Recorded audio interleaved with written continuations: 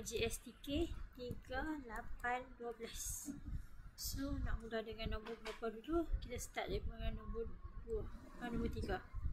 So 1 8 4. 8 tak boleh bahagi dengan 3, so dia akan turun bawah. 8 tak boleh bahagi dengan 3, so dia turun bawah. So sifir berapa pula? Sifir 4. Sifir 4. Okay, turun nombor 1. So 2 1 8 bahagi 4, 4 bahagi 4. So awak akan dapat 1 dan 2. So sifir apa lagi? Sifir 2 1 1 1. Kalau GSTK kita kena sampai dia jadi 1 1 1. So 3 darab 4 darab 2. Ambil dekat mana? Ambil dekat sini.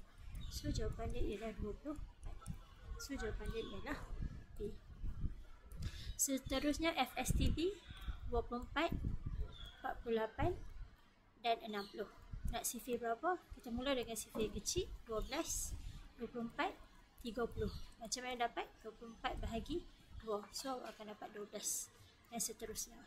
So bahagi lagi dengan 2 dapat 6, dapat 12, dapat 15. Kenapa dapat 15? 30 bahagi 2 akan dapat 15. Lagi sifir 3 2 4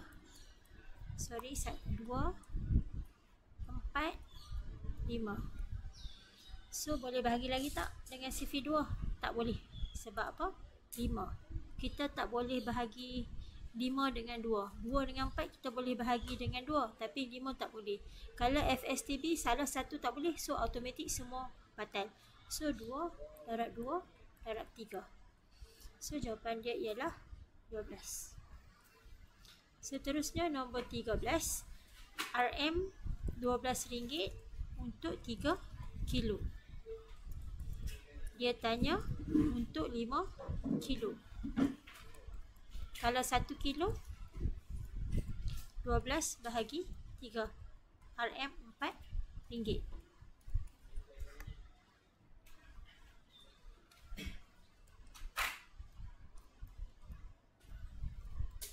RM RM4 1 kilo. Kalau 5 kilo, so ini 1 darab 5. Ini 4 darab 5. So dapat RM 20. Okey, seterusnya nombor 14. Bermaksud 3 kuasa 2 dan 8 kuasa 2. Sini awak akan dapat 9, sini awak akan dapat 64. 9 tu apa? 9 tu ialah punca M. Punca M ialah 9. So dia tanya nilai M.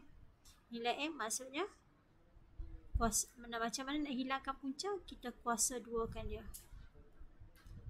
Macam mana nak hilangkan punca? Kita kuasa 2 kan dia.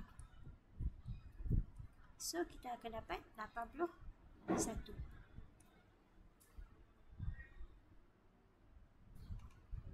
Seterusnya kebun pisang. Segi 4 sama. Lukis segi 4 sama supaya awak nampak luas dia 4096. Katakanlah saya labelkan dia punya panjang dia ialah XX. So luas ialah X darab X sama dengan 4096. X darab X, X kuasa 2, 4096. Kalau saya nak X, so saya puncakan dia, saya akan dapat 64.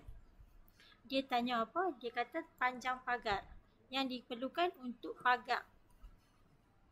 So X tambah X tambah X tambah X. So total semua ialah 4X. So 4X. X awak ialah 64. So awak akan dapat 256. So jawapan dia ialah B dekat situ.